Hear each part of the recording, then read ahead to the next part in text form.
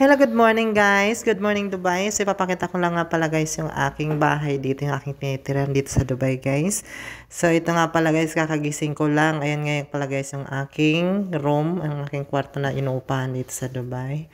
And then papakita naman natin yung ating kusina guys. So ayan, tara, let's go. Ayan yung mga partition guys namin yan dito sa Dubai guys. So ito na guys, open na natin yung kusina. Ito yung aming kusina dito guys. Maganda yung kusina namin dito. Mas malaki pa siya kaysa sa room ko. Pag dito ka kasi nangupahan sa Dubai, ang mahal talaga ng room dito. Hindi katulad parang nangupahan ka na rin sa Pilipinas ng isang buong bahay na rin na inupahan mo. Pag dito ka nangupahan ng partition lang. Kasi nga dito ang partition guys maliit lang pero mahal ang partition dito. So ayan na nga.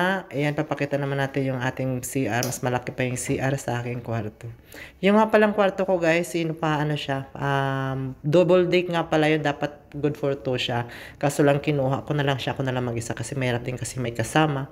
Kaya mas maganda mag-isa ka na lang. So ang ginawa ko dyan, ginawa ko siyang parang kwarto. Nilagyan ko siyang kusina. At ito nga pala yung ang mga ka-neighbor ko guys. Ayan nga, dikit-dikit na yung mga partition.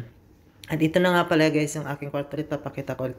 Ayan nga pala yung double deck guys, at tingnan siya. Sa taas yung mga sinampay and then sa baba yung higaan. At nilagyan ko siya ng parang kortina na lang din para nga kahit na magbukas sila ng ilaw, so hindi ako masisilaw ng ilaw. So ayun nga pala yung rep namin guys, yan. Lahat naman dito na nakatira is lahat kabayan, so okay lang din naman. So ayan, pati kaldero nasa loob na siya ng rep. At ito nga yung aming freezer, walang laman. So ayan, nakalagay ko lang dyan is chocolate lang talaga. At ito nga, papakita ko nga pala guys, ang aking cabinet lagay ng aking mga ingredient para sa aking pagluto. At may pasit nga pala yung lutuin ko sa Wednesday. At yung nga palang rice cooker ko guys, nagluluto na ako niya sa kalan. Dahil nga yung rice cooker ko nasira, nasukalan na lang nilutoan ko.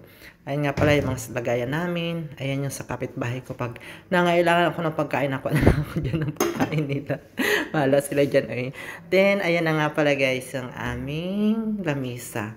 Dati mas mataas pa yung lamisa sa akin pagdating ko dyan. Ngayon, naka-Indian seat na lang kami. Baka pag paalis na ako dyan sa bahay na mas bumaba pa siya. Siguro hanggang paa na lang talaga siya lilitas. So hanggang dito lang guys ang aking vlog. Bye-bye. Ang aking inupahan. Bye guys.